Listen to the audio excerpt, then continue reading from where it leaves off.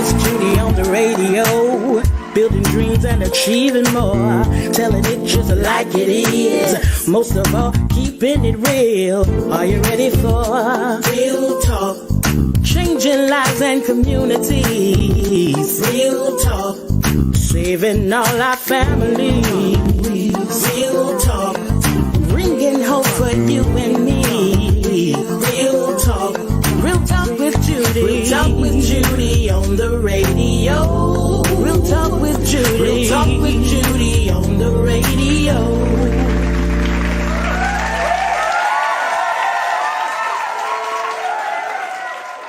Well, good morning. Hello there, and welcome to the Real Talk with Judy live show. We're on radio, Facebook, and YouTube, and I am absolutely honored to have each one of you on with us today. We have a very powerful show, and I am excited about the show. I'm excited about the everything. I'm excited that you're joining us today. Thank you so very much. And I am Dr. Judy Mandrell, your Real Talk hostess this morning, navigating you through an hour of inspiration, motivation, faith building, and real talk about real life issues with real people. Okay, these shows and events are made possible by my business partners and individual partners who have invested in the people reaching better in their lives. And today's show is brought to you by my brother, Sylvester Chico Wesley, and his wife, Veronica Wesley. I want to thank you all so very much for sponsoring today's show. Thank you to all of my partners, Life Changers, Superintendent Gerald Mandrell, Dream Builders, K&D Creative Designs and Marketing Solution, Priscilla John Lewis, Twanda Davis, Photography and Elevate Church here in Tallahassee, the law offices of Craig J. Brown, PA, Dr. Michelle Mitchum, in the Tallahassee Woman Magazine, A1 Top Notch Security, LLC, Antonio and Felicia Hall owners, Tallahassee Sister Girls Network, Jeff Paint and Body Shop, TC Bakery, featuring Mom Mary's Kitchen with Jennifer Young, Tanya Wesley Powell, Carolyn and Douglas Waddell, Danette McBride, Judge Judith Harkin, Faye Brewington, Pastor Tracetta Alexander, James Evans, and to all of the sponsored investors and partners of Real Talk with Judy. Again, thank you so very much for believing and supporting what we do. I invite others to partner with me in speaking life into the life of all people. You may cash out me any donation at Real Talk at $ Real Talk with Judy, or visit my website, realtalkwithjudy.com, and give by PayPal. Okay, so we're very excited about your being here today. I do want to say hello to my mother, Dr. Irma Hunter Wesley, the reason I am who I am, and also to my amazing husband, Superintendent Gerald Mandrell, the reason why I get to do what I do. I'm going to pray. I'm extremely excited about today's show. And I'm going to pray so we can bring my guest on so we can really get started. I want you to go ahead and invite others to join us today. We're excited. And so get some men on here. Go ahead and invite some men, some boys, some young adults, so they can hear from these powerful men. Let us pray. Father, we pray that you will touch these people today, touch their heart. God, let these guys speak to the hearts of everyone. And we just bless you today. Amen. So today we have 5 men who are making an indelible impact and impression in the lives of youth, young adults, and men, both near and far. So the first one I'm going to bring to you, he's a director of evangelism of Life Changers Culture, a Church of God in Christ. He was a sports med major, business graduate, a small business owner, coach, mentor, and consultant. He is the head boys basketball coach for Cobb Middle School here in Tallahassee. He married to Cassandra Allen. He has 4 children, 5 grandchildren, and a host of God babies. Welcome, ladies and gentlemen, to the show, Elder Maurice Allen. Thank you, Dr. Judy. Happy to be here. Good afternoon, Real Talk Nation with Judy Mandrell. Amen. So glad to have you here with us, Yes, sir. Lord. Yeah, next we have married to evangelist Tanika Forbes, 20 years, two children, Destiny and Omega the second. He's the worship leader at New Mount Zion AME. He's a national songwriter and recording artist. He has 6 independent projects. He manages Forbes Ministries International with his wife. He's the founder of Omega Forbes and the Family and Friends Career for 21 years. He's employed with Leon County Schools. He's a workshop facilitator and vocal coach. Wait, ladies and gentlemen, welcome Minister Omega Forbes. Hello, everybody. Thanks for having me again, Pastor Judy. Oh man, I can't wait to bring you all back on. I'm so excited about today's show. I know it's going to be absolutely fantastic. Next, he's a husband, father, entrepreneur, musician, songwriter, producer, and ministry leader. He's married, approaching 11 years. He's the father of 6 children, owner of Motif and Company, lifestyle clothing brand. He's the owner of Low Pro Music Productions, um, manager of Bella Blends Lemonade and Gourmet Popcorn. Man, if y'all haven't had any of that, y'all got to get it, okay? He's a national songwriter and recording producer. He's a FAMU alum. Aims to inspire greatness and influence generation through musical and artistic outreach. Welcome, the one and only Christopher Lowe. Unmute yourself, Mr. Lowe. You saying something good.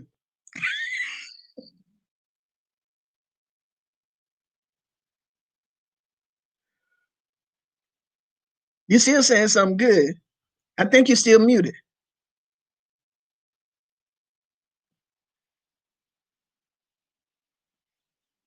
You know Maurice is ready to get you right. Bring the volume back up. Make sure your volume is on. Make sure your mic is not covered. Well, he was saying something real good. He's going to come back on in just a minute. He's going to get that fixed right there. My next distinguished guest, he is the chairman of the board of directors at the Life Changers Church of God in Christ. He has been in high-level leadership for 2 decades as an executive in restaurant management, the football coach, academic success coach, and a college administrator. Currently, he is the assistant to the dean and director of graduate recruitment in the College of Human Sciences, and Education at Louisiana State University. He has hired hundreds of staff and spoken all over America about excellence in leadership and passionate performance.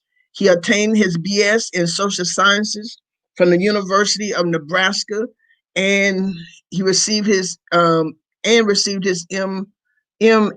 Masters in Education, Student Personnel Services from the University of South Carolina.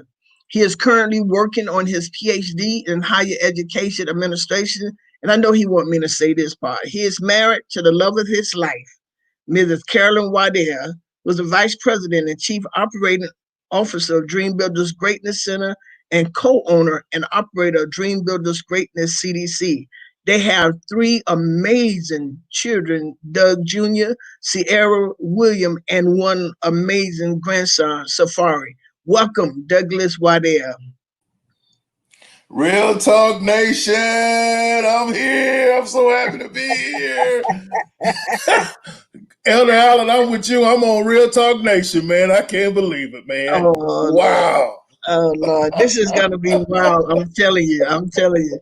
Last but certainly not least, a man who is making so many strides here in Tallahassee, who has done a great job nationally as a servant leader, mentor, and educator. He has fully committed most of his career as a social work professional and community advocate to working with youth, families, and communities. For more than a decade, he has specialized in tackling social issues and ensuring the positive development of young people in the Big Bend area through mentoring and professional workshops.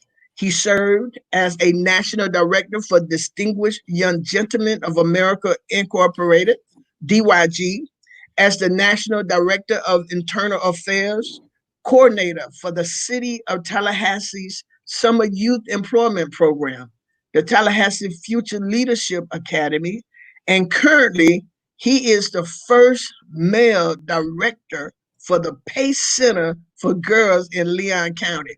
That is huge. He has been recognized nationally for his youth program, notably as the Social Worker of the Year for the Big Bend National Association of Social Workers and the Golden Ace winner for Authentic Community Engagement. Ladies and gentlemen, welcome Dr. Willie Williams. Hey, Dr. Mandrell, thank you so much. I'm excited to be with these gentlemen on the Real Talk with Judy live radio show. Yeah, we're so glad to have y'all. Chris, are you back? Unmute yourself, Chris. Hey, Chris. Chris. Dr. Willie, Dr. Maurice, look at it. He just, Chris. He meditating. He looked like another. Oh, he bothered Alan so badly. Oh man. Oh man, he bothered you so badly. I want to say hello to Pastor John Harris and Angus Holden, all the way from Scotland. Thank you all so very much for being on, and to the other guests, we're so glad to have everybody on. Thank you so very much for coming in, gentlemen. I am so glad that you're here. I am so glad that you're here. Greatly appreciate you. And I purposely read your entire Vita because I am really excited for what you all have accomplished in life. And I believe that there are some young men who are, well, before I get into that, tell me, now you accomplished some great things. Did you have any setbacks before you get to where you are now? Were there any setback that you wanted to encourage the men how you made it through there? Well, I definitely had a couple of setbacks. Pursuing my musical career, a lot of people in the industry make you a lot of promises. Oh, wow. They don't always follow through with all of their promises. But I'm so thankful I've been surrounded by a real strong family unit. My wife, my mom, my parents, my siblings. Just having that family unit right behind me and supporting me has been powerful in my life. And God has opened many doors for me, but some doors that I desired to open, didn't open the way that I thought that they might. But I would definitely say God ordered my steps because he even protected me from some doors. So, but minor setbacks with the musical industry, a lot of false promises, some contracts that's not legit and not good for me. But I'm thankful because I didn't let that stop me. I didn't let it block me or deter me, that I kept pressing and just holding on to the promises of God. God always came through and he never let me fall. So I'm thankful for continuing to have that mind to keep pressing, even though some things didn't always work out the way I wanted it to work out. Okay, anyone else? Thank you. How about Bubba? Thank you so very much for joining in. Anyone else? How do you handle the setbacks that you endured?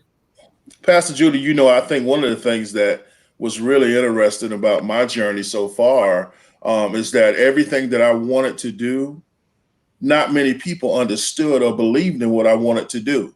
I found the journey to be very isolating at times because everybody's not going to believe your vision. And so oftentimes when you're out there making these things happen and trying to go to another level and elevate yourself and those around you, you find yourself isolated. And so I had to become secure in myself because everybody else was telling me no, and why would you do that, and what are you thinking, and but you could do this, and everybody seems to have a better excuse for you or a better role for you than you have for yourself.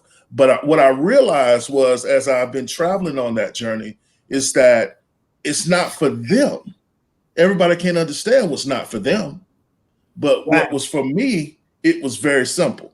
So that's what I learned as I traveled through my journey and jumped the hoops and hurdles. Oh, that's real talk. Everyone can understand what's not for them. Everyone can.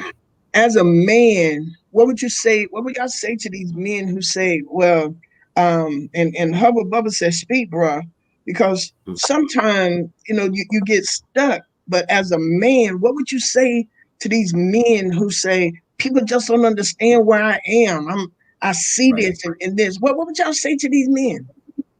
Right. And one thing I add, Dr. Judy, is there are going to be times where people are not going to understand the sitbacks and the destination that you're going, because until it is revealed to you, you may not understand yourself. Right. Sitbacks or slight deters in your direction is just a part of life. And when you understand and accept that, then you're better prepared for handling them. One of the ways I've got through it, and I mean, when we talk about sitbacks, my Lord, I'm working on a 7-part book now. I probably need to, anyways, on the sitbacks in life. I mean, everything starting from being the son of a 15-year-old mom and going through things, and she revealing to me, your son, your life is not your own. There were many times I was going to take your life because I wasn't ready as a child to raise a child. Wow. And so from that point on, my destiny was already chartered for me to work into this field of working with you. So when we talk about sitbacks, that's just part of it. You have to be persistent and have faith that your direction has already been ordered and written down. And part of that comes with connecting with those around you, so that when you do lose your way, when you do get tired, when you can no longer see that vision, somebody can pull you along until you realign yourself. And I know one thing: women are gonna be here. So I mean, and you brothers here today, you got men on here listening to you all. You brothers on here today. How did Chris? I saw your hand. Go ahead. I come back with my question. Go ahead while you're right there. Yeah, I was going to add on to what the other gentleman said. I think you just have to know that your path is your path, and your path is not everybody else's path. And a lot of times we acknowledge people, we acknowledge external things that are maybe surrounding us, or we may feel that pressure, but they're not a part of our journey. I remember one time taking a picture of my son, and the shadow that was around him when I looked at it. I'm a visual person. I'm a creative, so I see things in imagery. And so when I saw the shadow, of course, every time you look at your son, you're looking like, you're looking at his potential. You're looking at what his shall be is to become. And so I'm looking at this shadow that's bigger than him, and I'm looking at it. And that shadow, the image of that shadow, for me, I saw this is where he's supposed to go. I looked at that shadow as greatness. And so of course you look at distance between him and the end of the shadow, but I also looked at it as, as he's traveling along this journey to greatness, that shadow is also God's protection around that journey, that movement. And so, I think we as men have to be reminded that, one, that this path, this journey, I call it the journey to greatness. This journey to greatness will endure setbacks, will endure detours. But yet I think we have to, one, be confident and know that, one, God has us protected along this way, as long as we trust in him, as long as we, keep ourselves in his hand and not try to do too much in our own time and our own strength. Because that's a whole nother thing. You find yourself burnt out because you're trying to do it.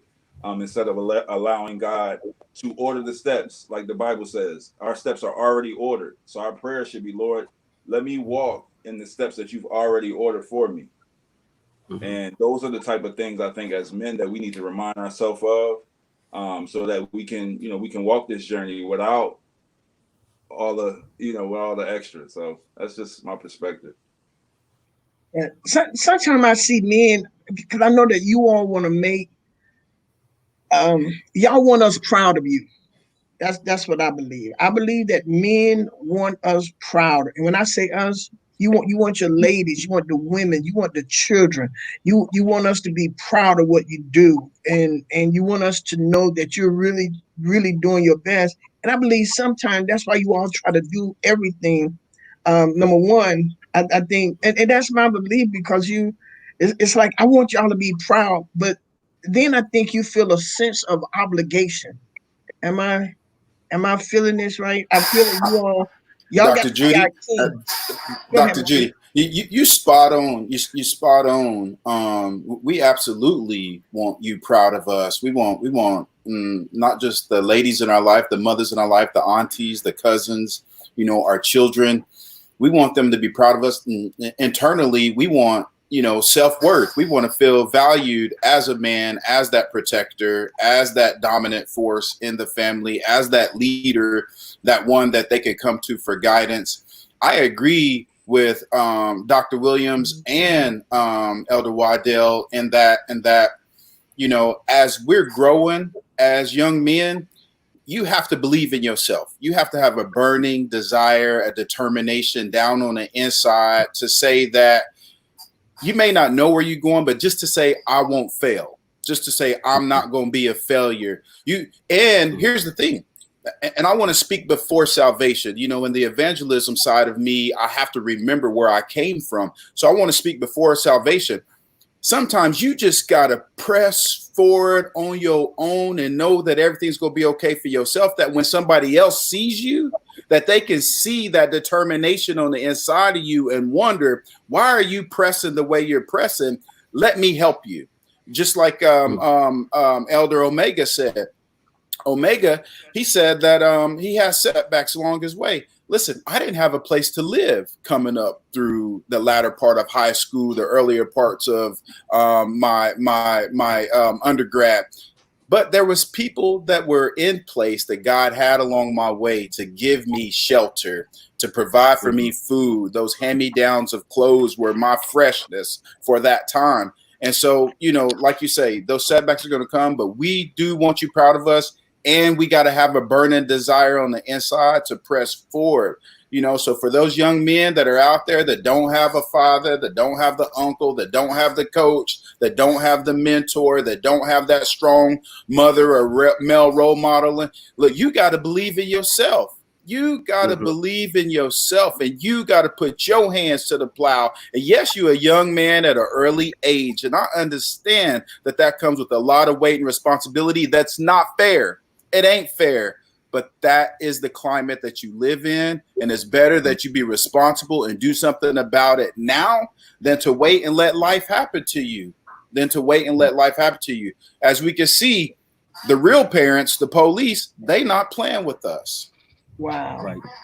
Right. You know what I love about that, Pastor Judy? Just like you said, Elder Allen, when you said, or life will happen to you, it's absolutely about being proactive. But I think what's most important to me, I think where I ended up understanding the most is that I had to get my vertical relationship straight, my vertical relationship with me and God straight, not the ones around me, not those side relationships. See, those side relationships are the ones that we usually get caught up in. And those are the things that are talking into our ear. But that vertical relationships talks directly into our spirit. And so until I got my vertical relationship right with God and I understood, and I'm not trying to be preachy, I'm just trying to be honest and talk about me. Until I understood that I had a vision. God told me that he knew me before I was formed in my mother's womb. And so he already had a plan for where I was going to go. The end was already written for me. So once I understood that, and once I got that vertical relationship, I wasn't weak because I saw God. And see, that's a misnomer that people tell black people. They tell black kids. They tell these young men, man, you don't need all that, man. You ain't. Come on, bro. You don't need to do all that God stuff. That's too much. You doing too much. But no, that's not too much. That's what got me to the place where I knew that I had a vision for my life. Without that, I wouldn't know what my vision was. And I think you're exactly right, Mr. Douglas. You're exactly right. These young men are being told those things, and they're being told those things by their peers and the men in their inner circle, who may not be the positive men that they need in their inner circle. And that's what we have to realize, what is missing from today's generation of young men and young ladies as well. Yeah. What's missing is, first of all, the positive male influence. And the next thing that's missing is the exposure to the church. There are not too many churches you can go to where you'll find teenage youth, 20 and 30 teenage youth just attending those churches. Even the parents who have those youth at home oftentimes don't bring them to the church. So when you're missing the church and you're missing the positive male role model, then you're going to have a problem with exposure and what they perceive what a man is supposed to be and what a man is supposed to do. So when we look back to what Mr. Maurice said earlier, know yourself, that's what we have to start instilling in them. Is, first of all, you need to know yourself, know what you want, and keep pressing for it. And then surround yourself with positive male role models. Once we have them surrounded with positive male role models, then we can open up lines of communication and begin to expose them to Christ and the direction that they should be going, and filling in those blanks on faith. There's a comment from Kenneth Gain. He said, speak about the importance of transparency in leadership as a quality.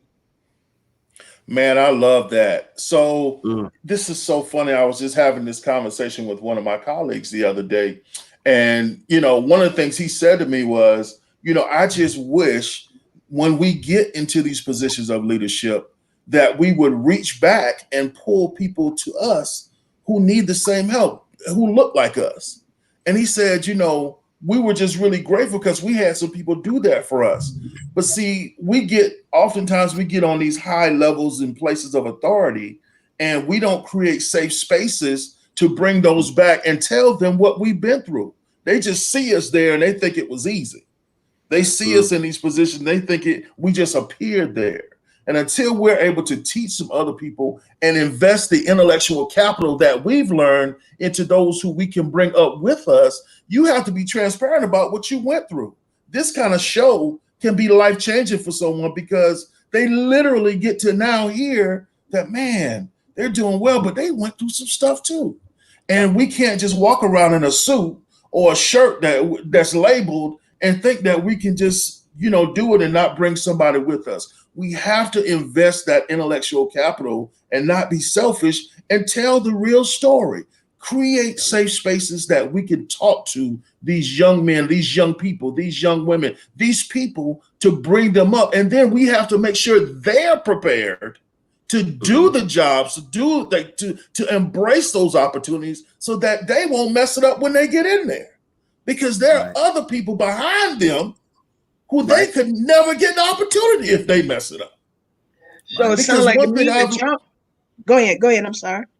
No problem, Pastor. But one thing I've learned is, having been in those leadership positions, fellas, I'm gonna tell you one thing I've learned: you are the representation of every black man that they see. If you mess it up, the leaders, if they look at you and you mess it up, they say, "Oh, no, we can't put another one of them in there."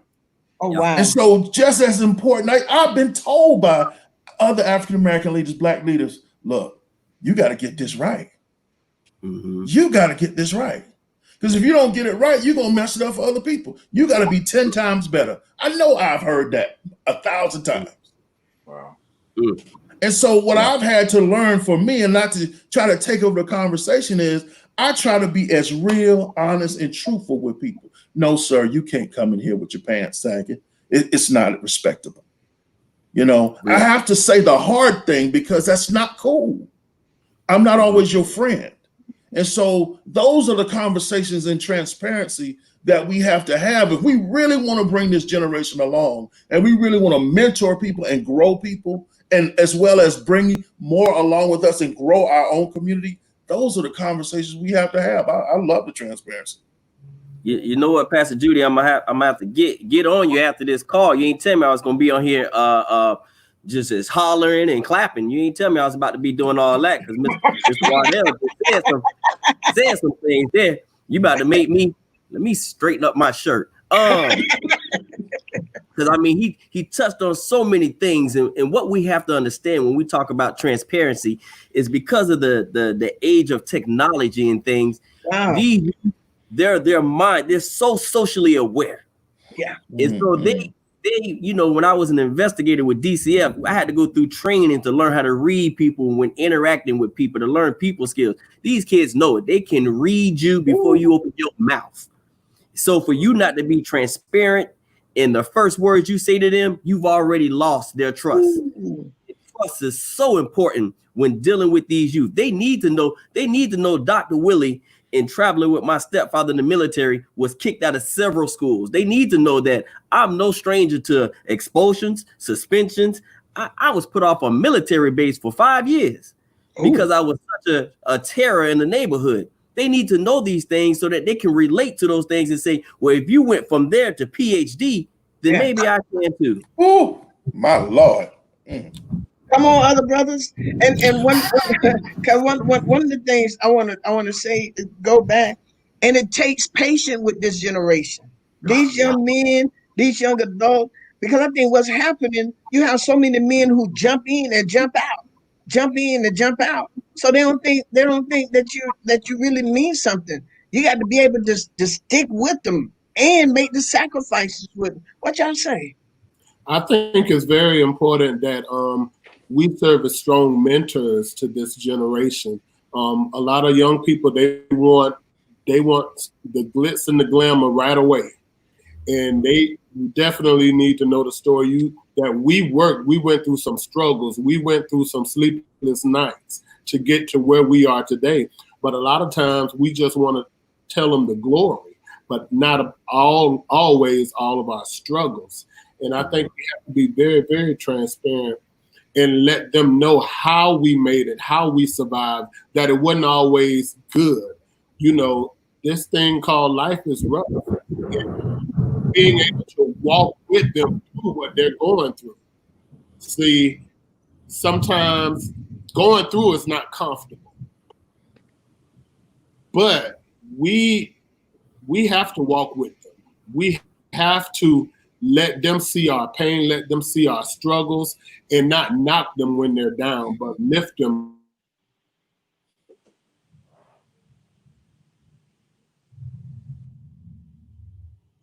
Maurice, you would like to say something, LL?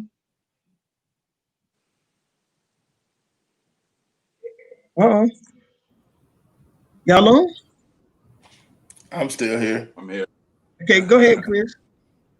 Yeah, I was just that part about consistency and just being there. I think that's super important. A few years ago, I was coaching AAU, or I was an assistant coach with the AAU team. But as you know, of course, I do a lot with ministry and having to be torn in schedules.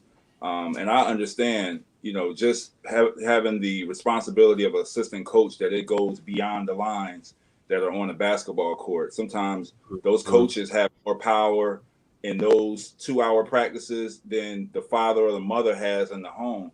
And, because I understood my responsibility, I also understood the access that these young men were allowing, and having their attention and having their ear, and having their heart.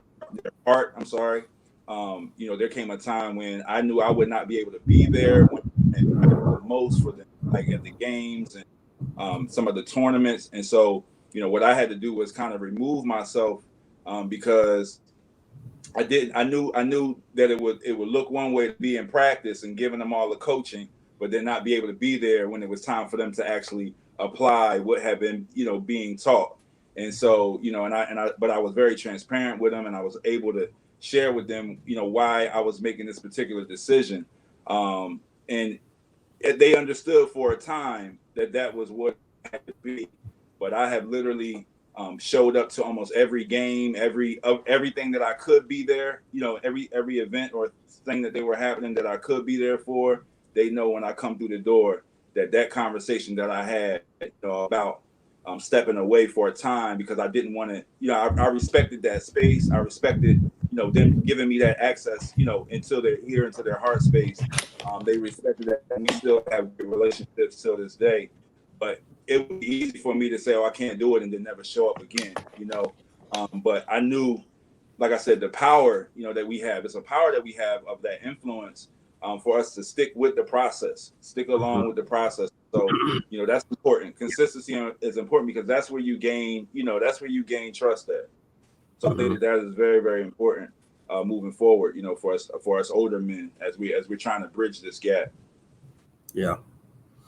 And yeah, Pastor Jay, I think it's important for us, having coached and knowing that Chris has coached and Elder Allen coaches, a lot of us have coached in those things. And Dr. Willie, I don't know if you coached. I'm sure you've done so many things, but I'm sure you have. Many times, we have to be really careful that we don't abuse kids and treat them with disrespect.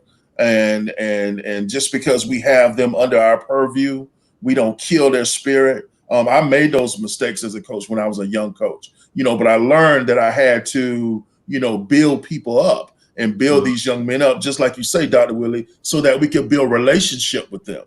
And so once we realize we have these minds in our hands with us, they are to be molded, not to be abused.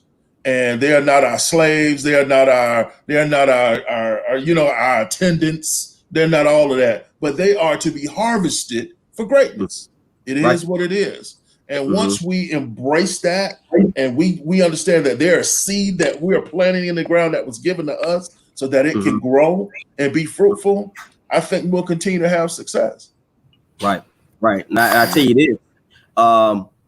One of the quotes I often find myself going by daily is, if your presence doesn't make an impact, your absence won't make a difference. If your presence doesn't make an impact, your absence won't make a difference. And that is so pertinent today when it comes to our youth, especially as men, as Black positive men. That is so important, that our presence is always making an impact in their lives. Like Mr. Lowe said, like Mr. Wardell said, I was a coach, Pop Warner, 5 years old. That was the best days of my life, coaching them young men.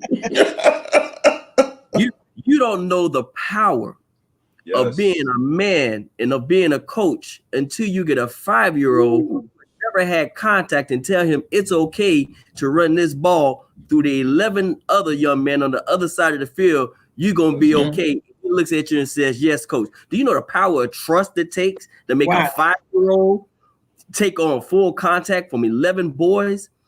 And that's exactly what you're saying, Mr. Wardell. Those are the kind of things that we have to take into consideration. Now, what we need to do is not leave out that group. We've all played sports, most of us middle school, high school, all the way up to college. And so we were able to have access to coaches who mentored us, who gave us little tips and chicken nuggets and say, "Hey, yeah, you're doing this wrong, you're doing this right." But what about those youth who don't participate in sports, which most of our young men are opting, "I'm not even going to go to school no more." Somehow, we have to find a way to touch them and get them on the same track, because they don't have that same access to the coaches and male figures. Yeah. And I was just thinking that I said, because we have some boys. I mean, look at our generation now. We have all of this shooting. These boys are angry. These young men are angry. From like, I'm working with some now, age 9. He told me today, he said, "Pastor Judy, I know you might not want to hear this, but if I could slap my mom, I'd slap the S out of her." I say, "Son, you can't cuss at me." I said, "Now we're gonna have to find another way to talk about that." He said, "I'm just mad." And I asked him, "What were you so mad about?" He said, this is what he said: "I come here and I eat. Last night I had an apple. And we don't have to do that. She gets food stamp. What is she doing with the money?" I mean, he was angry. Angry. And so we have some of these guys, these young boys are angry. When some of them not going to come to the football, they're not going to come here. But if he don't get touched now, if he don't get touched right now, I believe, by a good, positive, faithful man, and they'll tell him what this boy's going to do. Right. I'm going to talk to her, but I'm not today, because she knows he's angry. So I'm not going to talk to her today, because I don't want her to retaliate on him. You understand? So we got to have y'all in the trenches. Amoria Smith said, good coaches win games. Great coaches change lives. Kenneth Gaines said, Wow. mentoring is answered by what happens when you walk into the room. Come on, Chris. Now, I was just going to speak to, the idea, and we kind of talked offline a couple of days after last week's show, just about, I know for me, I sense that because we have a lot of African-American males who are angry. And I think for men as a whole, as far as the culture, a lot of times it's hard for men to really articulate what's in their heart.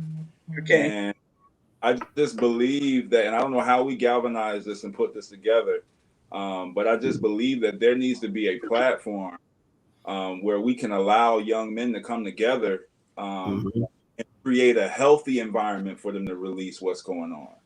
A lot of times, if it could be if I'm venting to you or if I'm venting to a friend and they don't know how to handle where I am, it's just hot air. But how do we create a healthy environment for these young men to be able to bleed, to be able to cry, to release that anger and frustration, but at the same time get impartation to be redirected in the right way, and then influence change to their brethren, to their communities. And then I think we'll begin to see some of the change that our communities have longed for. Yeah. I agree, Chris. I'm sorry, Dr. William. Communication is everything, Chris. The first thing most young men that are really, really upset, just with my testimony, is that they feel disrespected. They say respect is earned.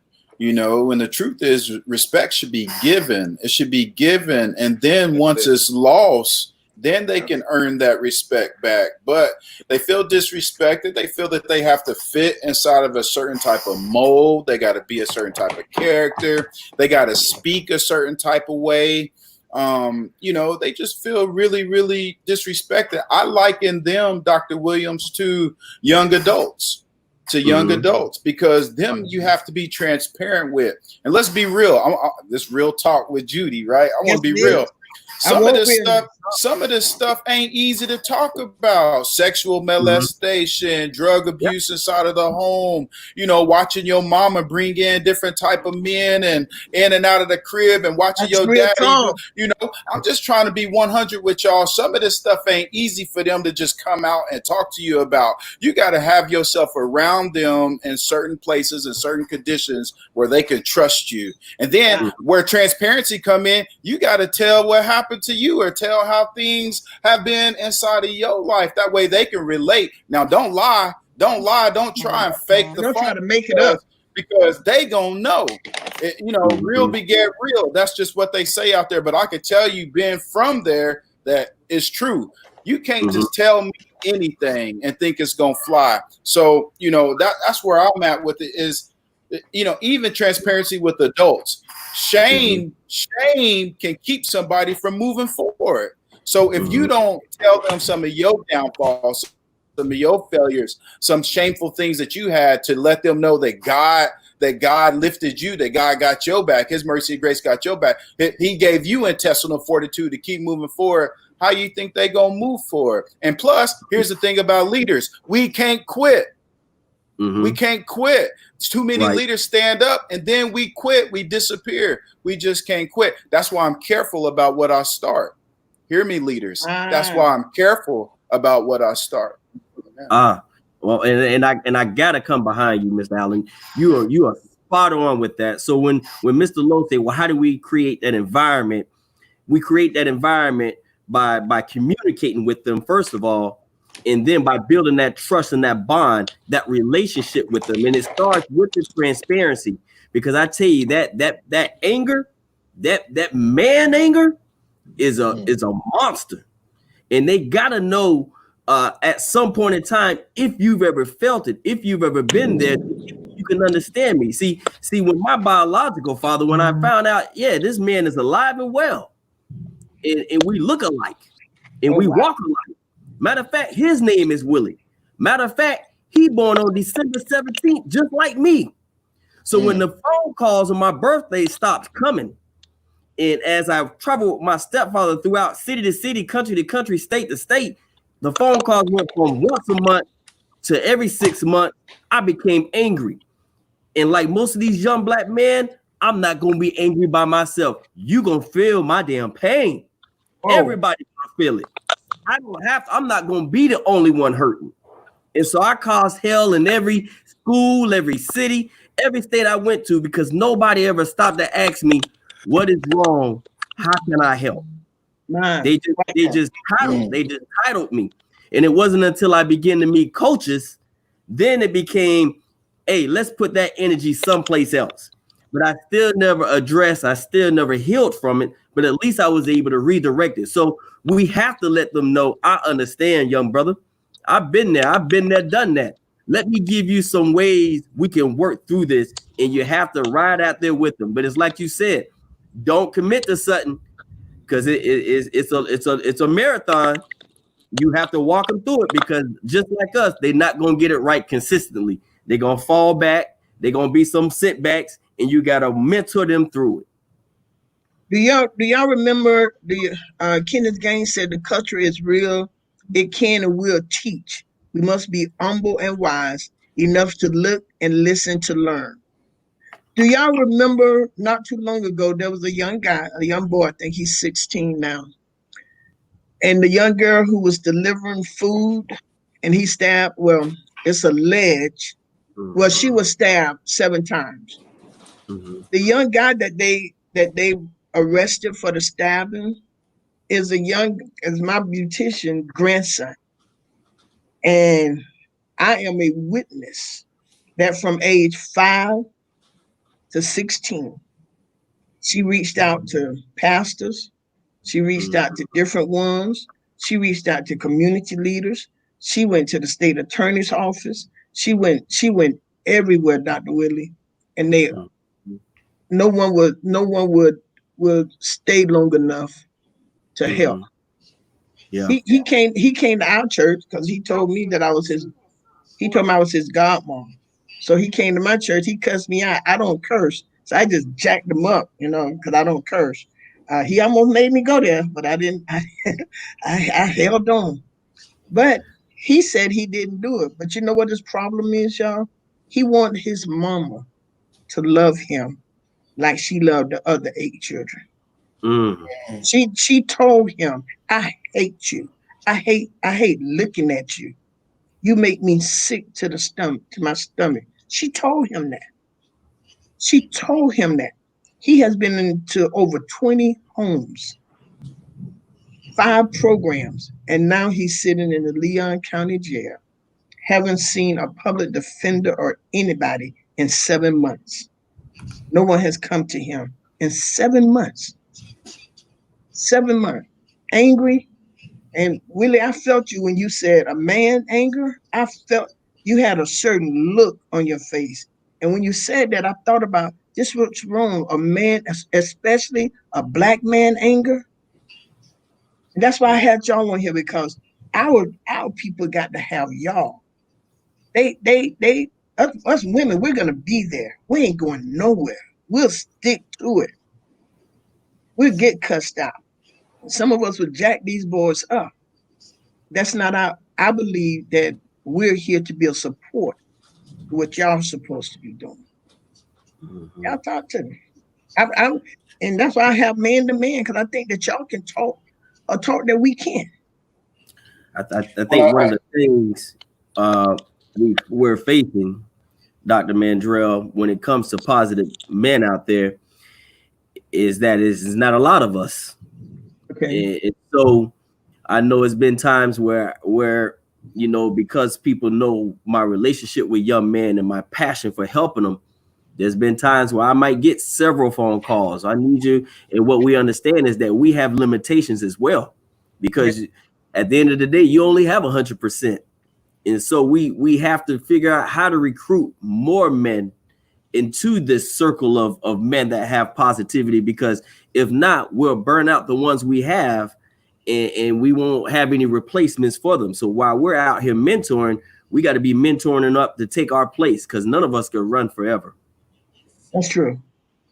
That's And true. you know, the one thing I truly agree, Pastor Jay, is that we can't be overly super sensitive if we're going to be mentors and what have you with folk. You can't go and say you're trying to mentor a young man or a young woman, whomever, mentor someone, and the first time they disagree with you or do something that's they're reacting based on some of the issues that they've struggled with, and it offends you. Now all of a sudden you drop them like a rock. You drop them like a hot rock, and then that becomes cyclical. It becomes a cycle because other people have gotten sensitive and gotten their feelings hurt and left the kid alone. So now, just like Dr. Willie was saying, now I'm angry because I'm not only being in this cycle, so I'm gonna let you feel it, and I'm gonna put you through. Anybody who comes to me, I'm gonna put them through that until they get the right person who can really work and deal with those issues. But for us, when we approach people, we have to realize it's about humility. It's not about what I've done when I'm working with you. It's what we can do together to get you to the next level. Because they're not going to always do everything right. They're not. You know, when we're working with some of these young men, you know, Pastor Judy, I do recruiting. I help students get to college and go play ball and do whatever they want. But half the time, they don't even want to fill out their application. So what I'm going to do, get mad? No, I have to coach them through that. I might fill that application out this time. I might do it 2 or 3 times because it's bigger than me. But I tell you what, by the time we're done, they'll understand and they'll get to a place where they can do it all together. We have to be so bought in when we go in there to work with people, work with young people, that we can take, we got the bulletproof vest. We're going to have to take some shots. Yeah. We're going to have to be able to take those shots and not take those bullets out and shoot back. Instead, we got to throw those bullets away, wipe that off, and love those young folks to a place where they understand where they're going to the next place. You know, Dr. Judy, just like that We gentleman. definitely have to stick in there with them. Go ahead, Dr. Forbes. Oh, yeah. I was just saying we definitely have to stick in there with them. A lot of young guys are really angry because they feel like they've been dropped. And it's nothing like feeling the pain of being dropped. Trusting somebody, you know, being vulnerable enough to just really lay it all out on the line with somebody and then have that trust betrayed. So we have to stick it with them even when it's uncomfortable. Just like I think Brother Allen was saying that, you know, in some conversations that's tough, you know, but we have to be very, very transparent. But we have to walk with them through it. It's nothing like a black man that's been dropped and hurt, and a lot of that anger comes from that. Wow. You are Carter. Can y'all see his comment? Mm-hmm. So I have had a shirt and tie club for over a decade here in Tallahassee of all ages, with including everyone. I have an idea where we can hold each other up together and not burn out. Give your information, Mr. Carter, and I'm sure that they can get with you. They got some good stuff going on here, and I think if we can get some people, some men really sticking together, I know y'all can do some, but we can't burn out the few that we have. We even the scripture said we don't have many fathers. We don't have a lot of people who would stick to it. It takes a village for real. It takes a village, and we can complain about what they're doing. We can complain about this, but if we're not out there helping, it doesn't make a deal. Yeah, if you're not speaking, mute your phone because we're getting the click clack. So, but yeah, so you all give some more insight. Say something to these men. Say it's a man-to-man talk. Say something. How I'm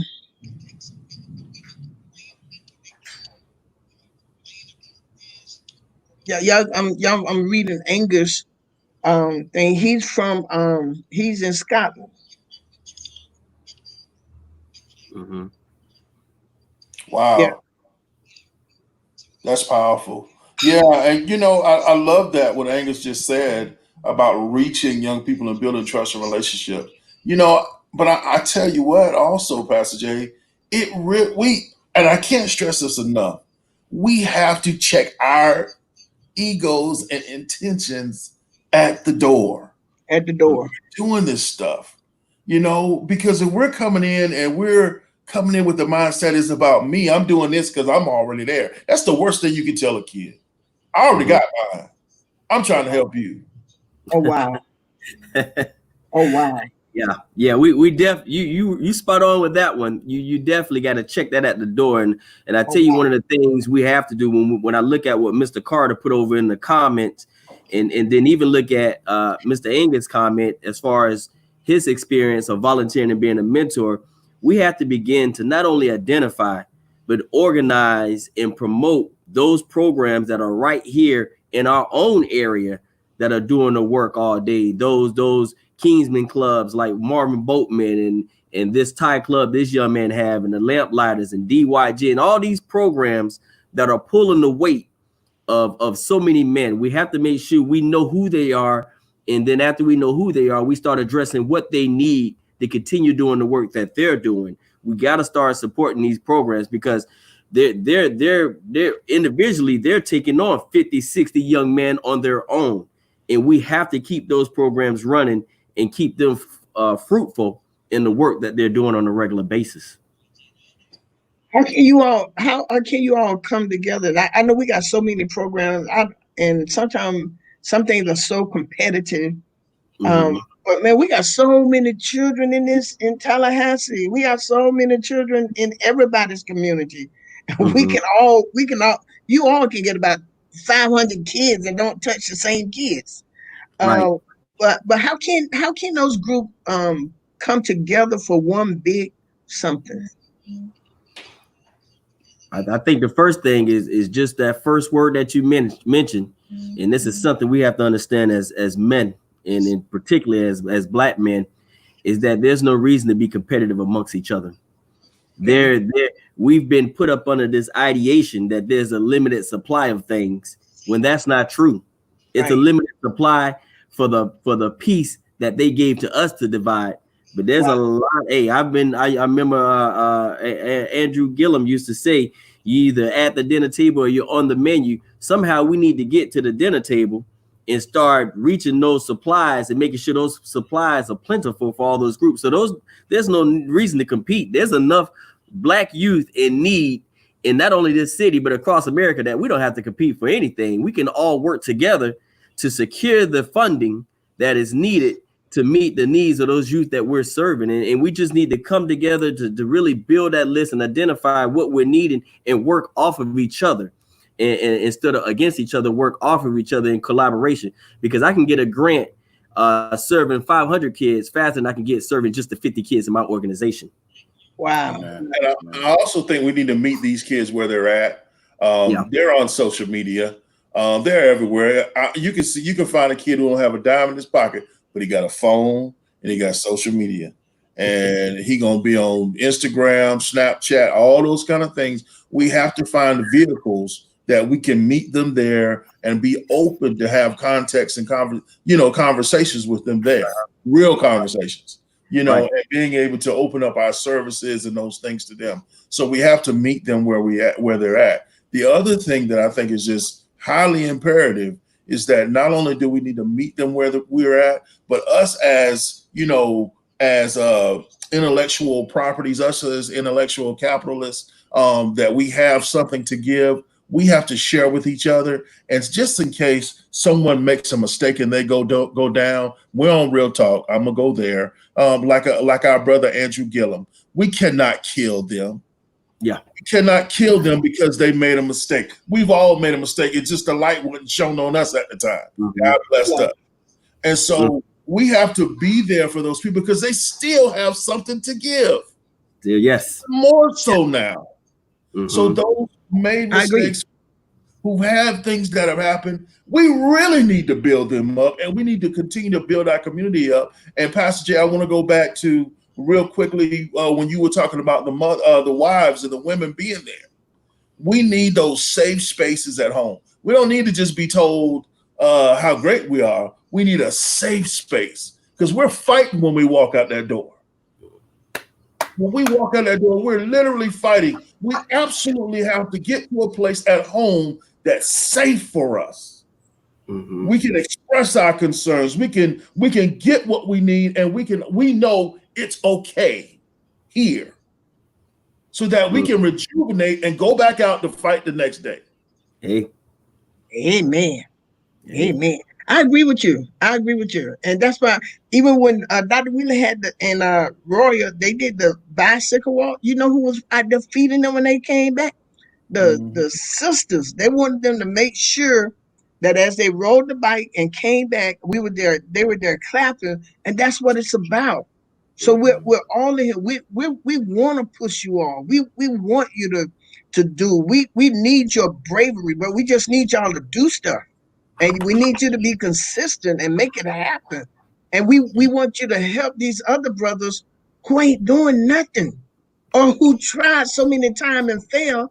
They don't believe that they can do it. But we have right here 5 men who can get out there. Scott Flowers wrote something real good. Y'all see that? Yes, sir. Scott Flowers wrote. And he really is working to try to, funds are limited. He said that there are some of the programs that you mentioned, Dr. William, that he didn't know exist. So we need to make sure, one of the things, that these programs are known, because some of these programs are not known. Yeah. And so we need Dr. to Judy, just to answer your question is how, me being from a really small town in Oklahoma, there's been so many times when I would walk into a Starbucks or a private coffee shop or, something of a breakfast spot like an IHOP or a Waffle House.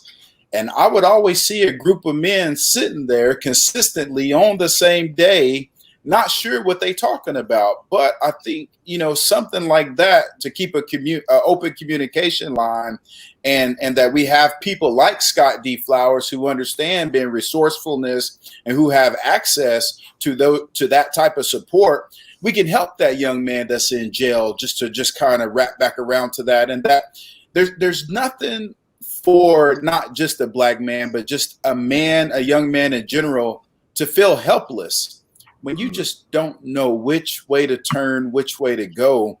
You have to rely on some of those mentors that you had in the past. They may have just given you one word: take what's given to you, take what's available. And sometimes you have to use the system for what the system has. Some things the system has available for us that we just got to use it to our benefit and to our advantage. So I think the first thing that we have to do to make this is I'll commit right here before God and before man and before people that I will be a voice of communication, that whoever wants to set up a meeting, I don't know where the places to be in Tallahassee are at, but if you want to have a breakfast, a coffee, whatever, that we could just sit down and open those lines of communication up. And then from there, we can maybe have an agenda that births an event or some of the sort.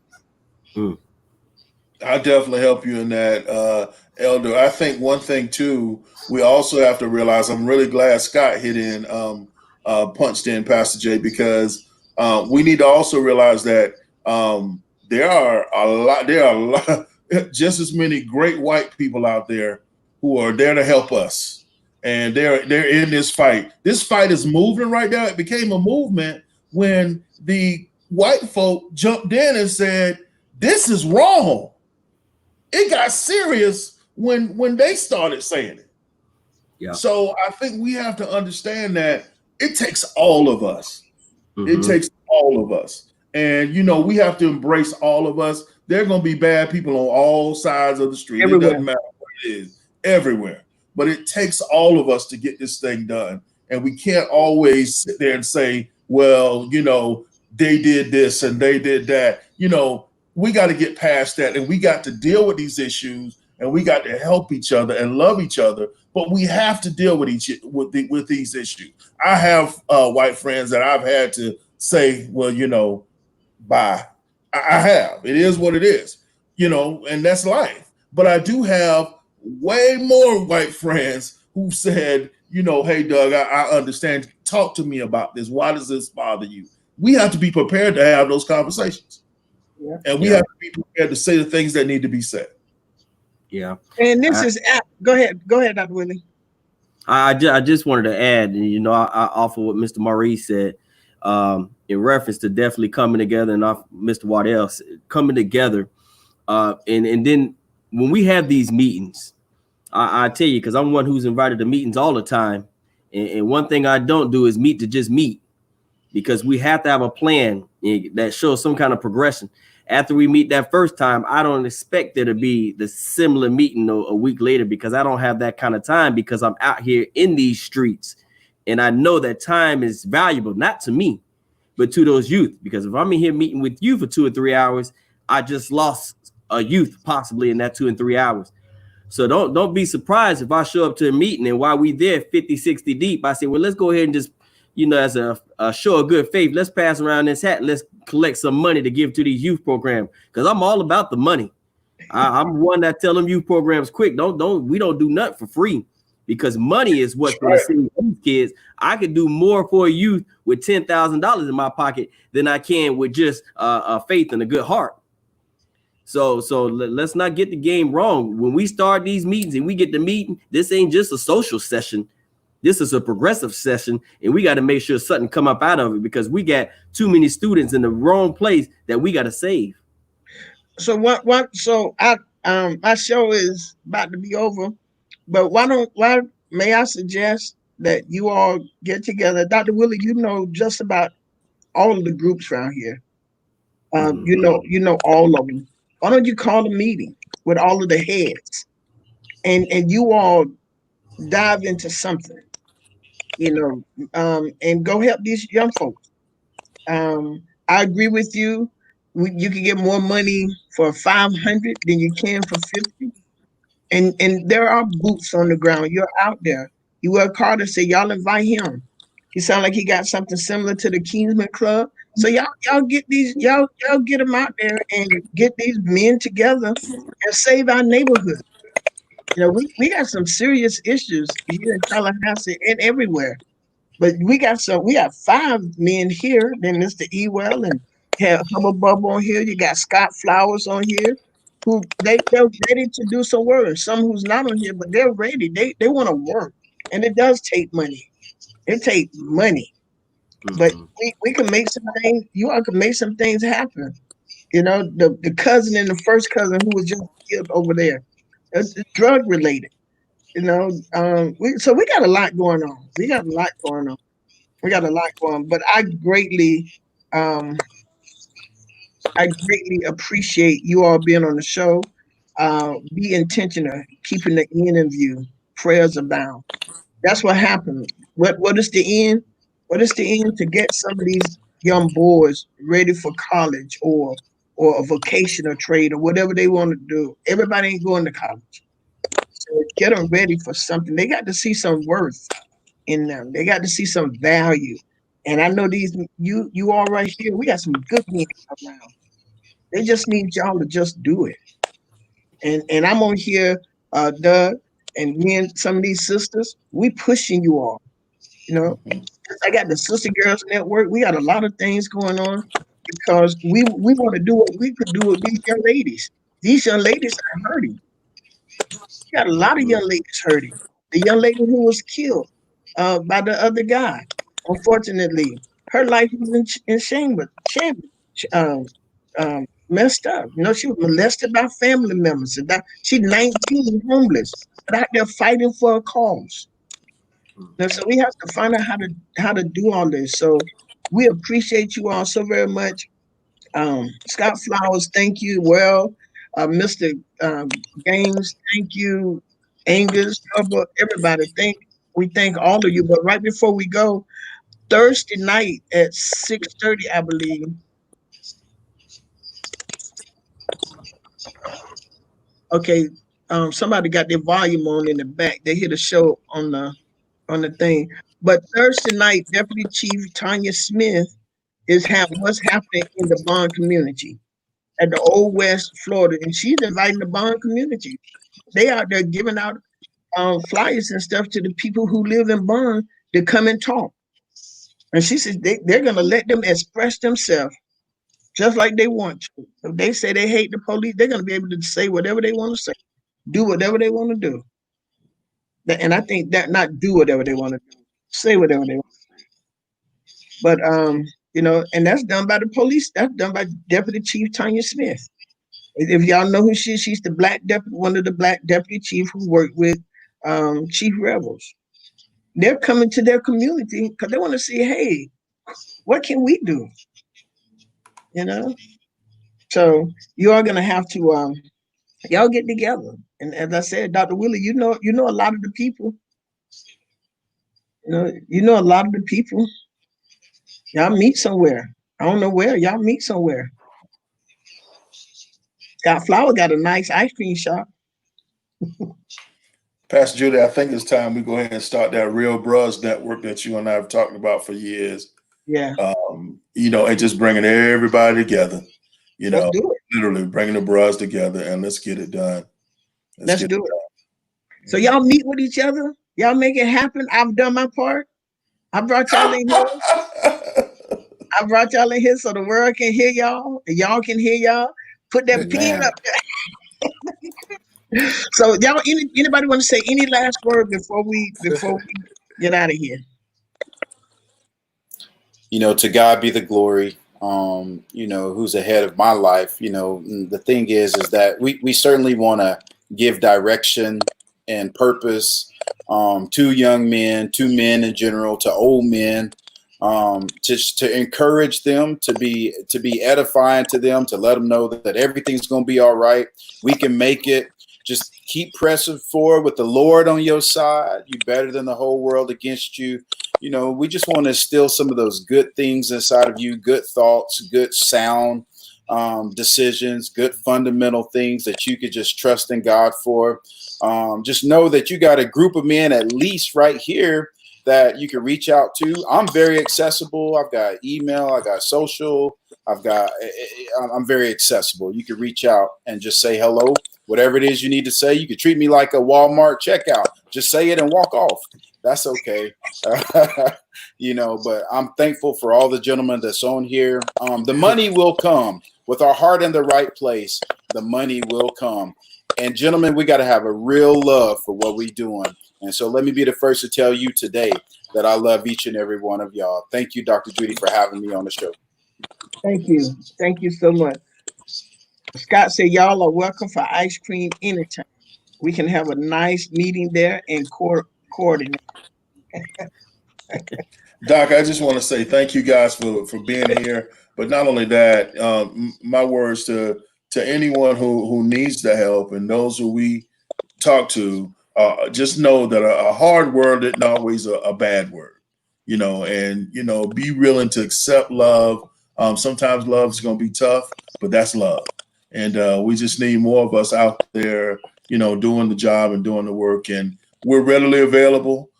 Tap into these resources and just know because the work is tough doesn't mean that it doesn't need to be done. That means it does need to be done. There's some diamonds in that coal that needs to be broken up. Yeah. Olivia Thomas said, I love this. As a single parent of 2 little boys, I know I would need help. All of this male role models on this show today. We're going to make it happen. Also, Maurice Allen, work is being scrolled to the bottom. For all your t-shirt printing needs, visit the website at www.flashinc.net. So, and he does a great job too. He does a great job. All right. Anybody else? Yeah, I just want to say, Dr. Judy, whenever this COVID is over, I owe you a big hug. I truly enjoyed myself on this call today. It's nothing like having a real talk conversation with men who are in the same area and got the same mind frame for the kind of work that needs to be done. For those young men out there, those young boys out there, those youth out there, just know that you are not the first. I can guarantee you are not the first and you are not the only one. If anything else evident on this call today are men who have been there and done that in one way or another. And we can help you get through there if you need us to help you get through it. And then to those mentors out there, I'll leave to you that same quote. If your presence doesn't make an impact, your absence won't make a difference. So you need to strive every day to make sure you're making an impact somewhere. Because at the end of the day, we all know that tombstone got to say something besides that dash. Woo. Oh, wow. That's real. Anyone else? We in Omega, Chris? Wow. Well, I just want to say thank you, Dr. Judy, for having me on this show. As much as I was to share. Thank you, Pastor Judy, for having us. They go Omega, just jumping in like my early. Oh, Lord. Can you hear me? Yeah, we can hear you. Chris was talking, but going on. It's just going on. Okay. He said he get the mic. This has been great. This has Let been me pass the baton.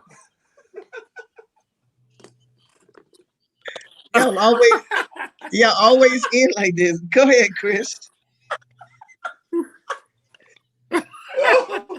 Oh, it's a blessing to be on the show. Thank you so much. Omega, when you finish? Cause Chris got that magic pen in his hand. No, ma'am. I didn't know if y'all could still hear me. Oh yeah, we can hear you. Thank you, Pastor Judy, for having me. I'm charged. I think Packing ready to make a difference in somebody's life. Let's make it happen. I love it. I love it. So the real brothers are coming, and let's make it happen, and let's get it going. And you all can continue to get with each other. I have everybody contact. If y'all don't mind me giving it to you all, giving out your information. If you do, then just text me and say, don't give me my phone number. But Coach Carter said, Carter said everybody know him as Coach Carter. So y'all don't know him, we'll make sure you get his info as well. And so we got some men to contact. I thank you all so very much. And to all of the listeners on Real Talk, thank you all so very much. I got some big announcement coming up real soon. And so we're going to thank you for the month of July. I will not be on the radio at all. I am going to only do Facebook and YouTube for the month of July. So I got a new season, new time, same Real Talk with Judy. Okay, and so for the month of July, I'm going after 100 people to partner with me with $100. I got something big on the burner. We in the Waddell family's in. I'm telling you. Thank you so very much. Well, that's my first $100. I got your name. I got your name right here. I got it. I got you, Dr. Willie. I'm writing it down too. Y'all hold up on and I was about to hang up, but and those who listening, those who on there, you can go ahead too. I'm gonna put it out there. So we got it. So I got Dr. Willie and the Waddell. Omega, I wrote your name down. I don't know if I wrote it down by mistake, but I sure wrote it down. Got your name. And Chris, why you laughing? Look at that. Yeah, I got these. Chris, so I Chris got mine, Dr. Judy. Chris got yours. Chris I got mine. Oh, Scott Flowers said he's in. Thank you so very much, Scott. Put me down, mother. Put me down. So I got $600 right then. Wow, thank y'all. I just got 6. Yes. I would be remiss to say, since you're gonna be off, we get ready to have our 10-year wedding renewal. My wife and I, she added 100 more years to my life when I married her. God bless me. So, Carolyn, whatever, God bless y'all. I'm thankful. I thought I'd put that out there. And you know what I love about it for real though? That man loved his wife. I thought my husband loved me. My Lord. Chris be looking at his wife like he can eat her. All y'all Omega look like y'all be looking, duh. Look at y'all. Uh-huh. We appreciate that. See, that's what it's all about. And then when you come, you keep loving us like that. When you come home, ain't no problem. Ain't no problem. Do what you do. When you come home, we got them. You would get no drama from us. It's only when you don't do it you get drama. You ain't bringing home the bacon. Ain't no grits and eggs. Anyway, let's go. We're gonna get ready to go. I appreciate every last one of you all. And in my What's your cash out? What's your cash out so we can send out and that Priscilla, put my cash out back on there, please. Put my cash out back on there. Put my cash out. There, Priscilla. It's $. It's $. Real Talk with Judy.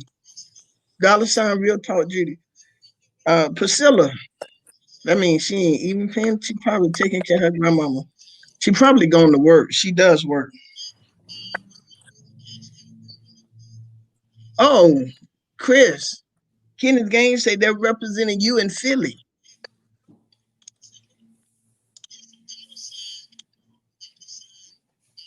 He's representing you in Philly.